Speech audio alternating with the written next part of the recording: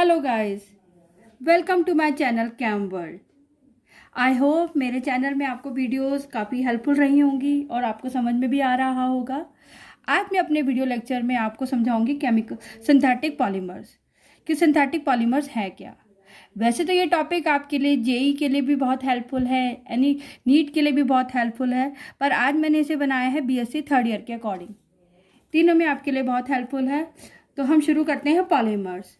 Polymer जैसा कि नाम बताता है, पॉली प्लस मर्स, दो यूनिट से बना है। पॉली मीन्स मैनी और मर मीन्स यूनिट। बहुत सारी यूनिट जुड़कर एक बड़ा मॉलिक्यूल बनाती हैं, तो उस मॉलिक्यूल को हम क्या कहते हैं? पॉलीमर्स। पॉलीमर्स आप अपनी डेली रूटीन में भी बहुत देखते हैं, जैसे नेचुरल पॉलीमर्स, कॉटन हो गया, सिल्क हो गया, प्रोटीन्स हो गया। सिंथेटिक पॉलीमर्स भी आप देखते हैं, प्लास्टिक्स हो गया, रबर हो गया। तो ये आप डेली लाइफ में बहुत यूज़ करते हैं। एग्जाम्पल्स पर हम बाद में जाएंगे, जरा हम इसकी डेफिनेशन क्लियर कर लें। पॉलीमर्स क्या है? ए polymer is a substance, polymer is a substance, क्योंकि डेफिनेशन भी क्लियर होना बहुत जरूरी है। Consist of very large molecule, क्योंकि इसमें बहुत सारी यूनिट्स, हमारी मोनोमर यूनिट्स जुड़ जाती हैं। Polymer is a substance consist of very large molecules. उस लार्ज मॉलिक्यूल्स को कई बार हम क्या बोल देते हैं? Macro molecule. इसको भी मैं क्लियर करूंगी। Macro molecules of high molecular mass, of high molecular mass which consist of, ये डेफिनेशन आपकी सारी पॉइंट्स क्लियर कर देगी, which consist of very large number of repeating subunits। छोटी छोटी यूनिट से मिलकर हमारा क्या बनता है? पॉलीमर बनता है। उन छोटी छोटी यूनिट्स को क्या बोलते हैं? हम मोनोमर्स कहते हैं। राइट, समझ में आ गया आपको? पॉलीमर क्या है? एक बड़ा सा मॉलिक्यूल है जो किससे मिलकर बना है? छोटी छोटी सब यूनिट्स, जिनको बोलते हैं हम मोनोमर्स। कई बार कंफ्यूजन हो जाता है मैक्रोमॉलिक्यूल्स कि पॉलीमर और मैक्रोमॉलिक्यूल्स में क्या फर्क है। भाई, पॉलीमर तो हमें समझ में आ गया कि बहुत सारी छोटी छोटी यूनिट से मिलकर बना है, तो बड़ा एक ह्यूज सा मॉलिक्यूल बन गया है, जिसको हम मैक्रोमॉलिक्यूल भी कह सकते हैं। But all the macromolecules are not polymers. क्यों? जैसे कि हम हीमोग्लोबिन ले लें। हीमोग्लोबिन क्या है? क्लोरोफिल ले लें। ये सारे क्या है? मैक्रोमॉलिक्यूल्स हैं, बट ये किसी छोटी यूनिट से मिलकर नहीं बने हैं, तो दीज आर नॉट पॉलीमर्स। पर हम पॉलीमर्स लेंगे, भी कॉटन ले लेंगे, स्टार्च ले लेंगे, ये हमारे क्या है? नेचुरल पॉलीमर्स हैं, जो कि अल्फा ग्लूकोज से मिलकर बने हैं। राइट, जहां पर भी छोटी छोटी यूनिट से मिलकर बड़ा मॉलिक्यूल बनेगा, उसी को बोलेंगे हम पॉलीमर्स। चलो दूसरी डेफिनेशन हम डिस्कस करते हैं, मोनोमर्स। मोनोमर्स क्या होते हैं? बड़ी छोटी सी डेफिनेशन दूंगी। Monomers, the simple molecules. छोटी छोटी डेफिनेशन याद होनी बहुत जरूरी है। The simple molecules which combine with one another, the simple molecules which combine with one another repeatedly, लगातार जुड़ते जाएं, repeatedly to form the polymer. The polymer are called monomer। मैं जरा से एग्जाम्पल से भी डिस्कस कर देती हूँ। सबसे सिंपल से सिंपल एग्जांपल लूंगी मैं मोनोमर्स के लिए। सपोज मैंने n मॉलिक्यूल्स ऑफ किसके ले लिए? इथाइलिन के ले लिए। राइट, इसका मैंने क्या कर दिया? पॉलीमराइजेशन। जो प्रोसेस होता है मोनोमर से पॉलीमर्स का बनना, वो क्या कहता है? पॉलीमराइजेशन। मैंने इसका पॉलीमराइजेशन कर दिया, तो डबल बॉन्ड ब्रेक हो जाएगी, क्या बन जाएगी? सिंगल बॉन्ड, और ये मेरा बन गया पॉलीमर। राइट, इसको मैं क्या बोलूंगी? पॉलीथीन। ये ethylene, right, this is polythene या पॉलीइथाइलिन। जो आपका पॉलीथीन जो आप सामान लेकर आते हो वो क्या होता है, इथाइलिन का ही पॉलीमर है। क्लियर होगी दोनों डेफिनेशन। पॉलीमर क्या होता है, मोनोमर क्या होता है, वो छोटी सी यूनिट जो लगातार जुड़ कर क्या बना देगी, एक पॉलीमर बना देगी, उस यूनिट को बोलते हैं हम मोनोमर। यस, अब हम डिस्कस करते हैं टाइप्स ऑफ पॉलीमर्स। जनरली हम दो टाइप्स ऑफ पॉलीमर्स करते हैं, वैसे इसका कई तरीके से क्लासिफिकेशन है। पहले क्लासिफिकेशन में हम लोग डिस्कस करते हैं होमोपॉलीमर्स क्या होते हैं और कोपॉलीमर्स क्या होते हैं। Homopolymers and copolymers. Homopolymers, number first, homopolymers, polymers, वो polymers whose repeating unit involves only one type of monomer। इसमें रिपीटिंग यूनिट क्या होगी, एक तरीके की होंगी सारी की सारी। जैसे अभी मैंने एग्जांपल किसका लिया है, पॉलीइथाइलिन का लिया है। पॉलीइथाइलिन का एग्जांपल लिया था, मेरी रिपीटिंग यूनिट सेम थी, क्या थी, इथाइलिन, राइट। ये मेरा किस में आएगा, होमोपॉलीमर्स में। दूसरा हम एग्जांपल ले लेते हैं पॉलीआइसोप्रीन। उसमें मेरी भी मोनोमर यूनिट क्या होगी, दिस इज आइसोप्रीन। एक और हम ले लेते हैं एग्जांपल PAN, पॉलीएक्रोनाइट्राइल। इसमें मेरी मोनोमर यूनिट क्या होगी, एक्रोनाइट्राइल। या नाइट्राइल वर्ड किसके लिए यूज हुआ है, CN के लिए। इसमें क्या होंगी, इन्हीं की ही रिपीटिंग यूनिट्स होती हैं, वो क्या बनाती हैं, पॉलीमर। तो अगर हमारी रिपीटिंग यूनिट सेम होगी, वही सेम यूनिट एक के बाद एक जुड़ती जाएगी, वो कहलाएंगे आपके होमोपॉलीमर्स। अगर आपकी पॉलीमर यूनिट्स में क्या हो, those polymers whose repeating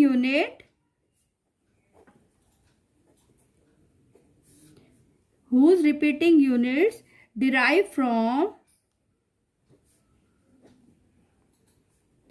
two or more types of monomers, जिसमें मोनोमर्स क्या हो, दो और दो से ज्यादा हो, वो क्या कहलाए जाएंगे, आपके कोपॉलीमर्स। इसमें हमारी मोनोमर यूनिट सेम नहीं होती है कोपॉलीमर्स में। ये जनरली किससे बनते हैं, कंडेंसेशन से, पॉलीमराइजेशन से। ये हमारे बनते हैं एडिशन पॉलीमराइजेशन से, इन्हें हम आगे डिस्कस करेंगे। यहाँ एग्जांपल ले लेते हैं, जैसे नायलॉन 6। इसमें मेरी मोनोमर यूनिट क्या क्या है।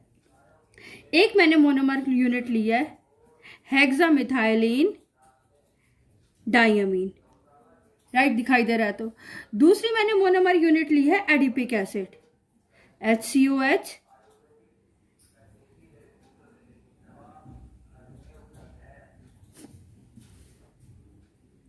CS2 4 COH। यस, मैंने यहाँ पे क्या लिया है, दो तरह की मोनोमर यूनिट ली है।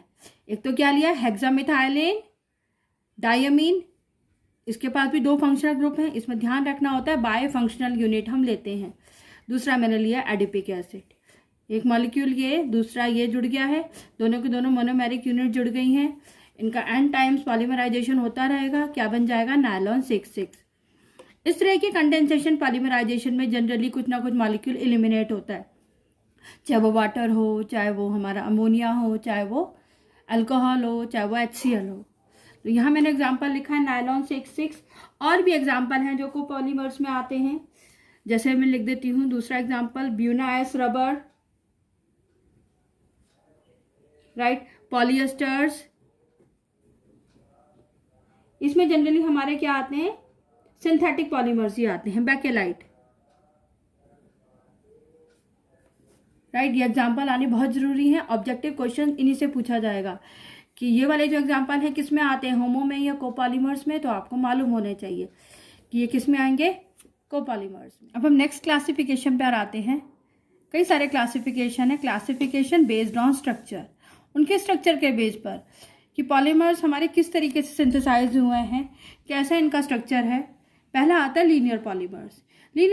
एक मैं जरा स्ट्रक्चर ड्रॉ कर देती हूँ लीनियर पॉलीमर्स का। कि इसमें क्या होगा, एक आपकी चेन बनेगी, उसके ऊपर स्टैक हो जाएगी दूसरी चेन, उसके ऊपर भी स्टैक हो जाएगी तीसरी चेन। ऐसे एन नंबर ऑफ टाइम्स आपकी चेन क्या हो जाएंगी, क्लोज पैकिंग ऑफ चेन्स बना देंगे, एक दूसरे के ऊपर स्टैक की तरह चढ़ जाएंगी। तो लीनियर पॉलीमर्स का क्या हम लिखेंगे structure unit, the monomers units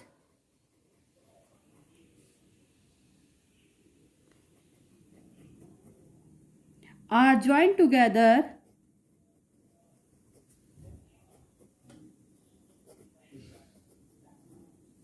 to form a long straight chain। और ये लॉन्ग स्ट्रेट चेन भी हमारी कैसे बन जाती है, क्लोज पैकिंग ऑफ चेन्स, इसके ऊपर दोबारा फिर क्या हो जाती है, और लेयर्स आके लग जाएंगी, क्लोज पैकिंग ऑफ चेन्स। इसी क्लोज पैकिंग की वजह से इसकी प्रॉपर्टीज में कई तरह से इंप्रूवमेंट आ जाता है। नंबर फर्स्ट, लीनियर पॉलीमर्स क्या हो जाता है, हाई मेल्टिंग पॉइंट, इनका मेल्टिंग पॉइंट हाई होता है। दूसरी बात, इनकी डेंसिटी हाई होती है, दे हैव हाई डेंसिटी। तीसरी बात, they have high tensile strength, इनकी स्ट्रेंथ भी क्या हो जाती है, काफी मजबूत हो जाती है। तो इसी प्रॉपर्टीज की वजह से इन्हीं पॉलीमर्स का यूज किया जाता है। एग्जाम्पल हम लेते हैं, इसी क्लोज पैकिंग में एग्जाम्पल आते हैं नायलॉन एंड पॉलिस्टर्स। जो भी हमारे फाइबर्स हैं, रबर है, सिल्क है, कॉटन है, ये सब हमारे क्या है, पॉलीमर्स ही हैं। तो नायलॉन किस में आएगा, आपका लीनियर पॉलीमर्स में। अब आते हैं branch chain polymers. Branch chain में क्या होगा, ब्रांच चेन में एक आपकी चेन तो सीधी जाएगी, चेन तो जुड़ेगी, साथ में इसके साथ क्या हो जाती है, साइड में ब्रांचेस निकल जाती हैं, इस तरीके से ब्रांचेस निकल जाती हैं। तो वो किस में आ जाते हैं, ब्रांच चेन पॉलीमर्स। चेन तो है ही, the monomers unit, the monomer unit not only combine to form a linear chain but also form branches। एक चेन के साथ साथ ब्रांचेस भी बनाते हैं। अब इस ब्रांचेस की वजह से क्या होगा, इसकी उतनी स्टिफनेस, इतनी क्लोज पैकिंग नहीं रह पाती। जब क्लोज पैकिंग नहीं रह पाती तो इतना ज़्यादा मेल्टिंग पॉइंट नहीं होता। तो इनका as compare to linear chain, इनका मेल्टिंग पॉइंट भी लो होगा, लो ही इनकी डेंसिटी होगी, लो ही इनकी टेंसाइल स्ट्रेंथ होगी, कि जितना क्लोज हमारा लीनियर चेन है उतना ज़्यादा ब्रांच चेन नहीं है। तो इसमें एग्जाम्पल भी हम लेते हैं। ब्रांच चेन में एग्जाम्पल आ जाता है हमारा लो डेंसिटी पॉलीथीन। आगे मैं क्लियर करूंगी ये लो डेंसिटी और हाई डेंसिटी पॉलीथीन क्या है। अभी मैं एग्जांपल बता देती हूँ। ब्रांच चेन में आता है लो डेंसिटी पॉलीथीन। अब आइए थ्री डायमेंशनल में क्या होगा, चेन तो इसमें भी बनेगी, चेन तो आपकी इसमें बनेगी, साथ में ये थ्री डायमेंशनल नेटवर्क भी बना देते हैं, एक दूसरे से जुड़कर एक नेटवर्क सा बना देते हैं। इसी नेटवर्क की वजह से they can form A three dimensional network. इनको क्या बोलते हैं हम, क्रॉस लिंक पॉलीमर्स भी बोल देते हैं। इसकी भी डेफिनेशन लिख दूंगी मैं। इसको क्या बोलते हैं, cross link polymers. The linear polymers chain, जो लीनियर पॉलीमर चेन है,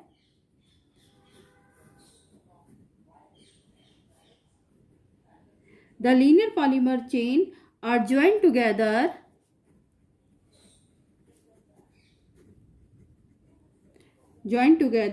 to form a three dimensional network। इस चीज का ध्यान रखना है, ये क्या बनाते हैं, थ्री डायमेंशनल नेटवर्क बना देते हैं। मैं कोशिश कर रही हूँ कि आपकी छोटी सी वीडियो में काफी कंसेप्ट क्लियर हो जाए। इस थ्री डायमेंशन नेटवर्क की वजह से इनकी प्रॉपर्टीज क्या हो जाएंगी, दे आर हार्ड हो जाएंगे, रिजिड हो जाएंगे, साथ में ब्रिटल हो जाएंगे। एग्जाम्पल और दे दें हम इसमें। एग्जाम्पल हम लेंगे इसमें bakelite, urea formaldehyde, most common है जो मैं एग्जांपल दे रही हूँ। जनरली इसी में से ऑब्जेक्टिव में से आएगा कि आपको ये मालूम होना चाहिए इस टाइप के पॉलीमर्स में ये पॉलीमर्स आते हैं। नेक्स्ट क्लासिफिकेशन है बेस्ड ऑन सिंथेसिस। इनकी प्रिपरेशन के बेस पर, इनकी सिंथेसिस के बेस पे दो तरीके के पॉलीमर्स होते हैं, एक एडिशन और एक कंडेंसेशन। एडिशन पॉलीमराइजेशन, जैसा कि नाम बता रहा है, ऐड हो रहा है। इसमें जो मोनोमर्स यूनिट्स होती हैं, द मोनोमर्स यूनिट्स, एडिशन के केस में the monomers units of same और डिफरेंट टाइप्स, सेम और different types simply add to one another, एक दूसरे से बस जुड़ती चली जाएंगी। बाकी इसके 3 मैकेनिज्म भी आगे आते हैं, वो हम बाद में करेंगे। सिंपली इसमें मोनोमर यूनिट, जैसे एग्जांपल ले लो इथाइलिन का, an molecules of ethylene undergo polymerisation, क्या बन जाएगा, पॉलीइथाइलिन। ये आपको पॉलीइथाइलिन हो गया। इसमें एक चीज और ध्यान रखनी है, जो पॉलीमर्स होते हैं, these are the repeating unit of monomers. Polymers are the repeating unit of monomers. Unit of monomers. Condensation में क्या होगा, कंडेंसेशन में 2 मोनोमर्स यूनिट जुड़ेंगी और कुछ ना कुछ मॉलिक्यूल एलिमिनेट होगा। A large number of, definition भी लिख देती हूँ, a large number of monomers molecules combined together with the loss of molecule, with the loss of molecule, कुछ ना कुछ मॉलिक्यूल एलिमिनेट होगा। वो मॉलिक्यूल क्या हो सकता है, वो वाटर भी हो सकता है, वो अमोनिया भी हो सकता है, अल्कोहल भी हो सकता है, HCl भी हो सकता है, कुछ भी हो सकता है, कुछ ना कुछ मॉलिक्यूल एलिमिनेट होगा। दूसरी बात, मोनोमर्स के अंदर क्या होगा, बाय फंक्शनल होने चाहिए monomers unit. Monomers contain bifunctional group, यानी कि अंदर, उसके अंदर 2 फंक्शनल ग्रुप होने चाहिए, 2 डिफरेंट नहीं, दोनों सेम भी हो सकते हैं, डिफरेंट भी हो सकते हैं, 2 फंक्शनल ग्रुप होने चाहिए। जैसे मैंने एग्जांपल लिया है यहाँ पे नायलॉन का, एक मैंने लिया है हेक्सामिथाइलिन डायमीन, दूसरा लिया है मैंने एडिपिक एसिड। ये हमने कोपॉलीमर्स में भी आगे पढ़ा था, वही सेम चीज है। इसका पॉलीमराइजेशन करेंगे, ये दोनों यूनिट्स जुड़ जाएंगी। इधर मैं बनाऊंगी HN CH2 NH, यहां से वाटर मॉलिक्यूल निकल जाएगा, C double bond O CH2 C double bond O, ये N टाइप्स। ये मेरा बन गया है नायलॉन 6। नायलॉन 6 क्यों कहते हैं बता देती हूँ यहीं पर ही। दोनों यूनिट जो आई हैं आपकी, हेक्सामिथाइलिन डायमीन और एडिपिक एसिड, इसमें भी कार्बन एटम 6 हैं और इसमें भी कार्बन 6 हैं। इसको याद करने के लिए नाम रखा गया नायलॉन 6। लास्ट में हम ये 2 पॉलीमर्स और क्लियर कर लेते हैं, थर्मोप्लास्टिक एंड थर्मोसेटिंग। थर्मोप्लास्टिक के साथ ये खूबियत है, इनको कितनी बार भी गर्म करो, ठंडा करो, हम डिजायर्ड शेप, डिजायर्ड प्रॉपर्टीज तक इन्हें बार बार हम इसे रीहीट और रिकूल कर सकते हैं। यही इसकी डिफरेंशिएशन है इन दोनों में। द प्रोसेस ऑफ सॉफ्टनिंग मतलब हीटिंग करने पर थोड़े सॉफ्ट हो जाएंगे, विस्कस हो जाएंगे। सॉफ्टनिंग एंड कूलिंग पे फिर से हार्ड हो जाएंगे। Can be repeated as many times, कितनी बार भी आप इसे रीहीट रिकूल कर सकते हैं, without change in their properties,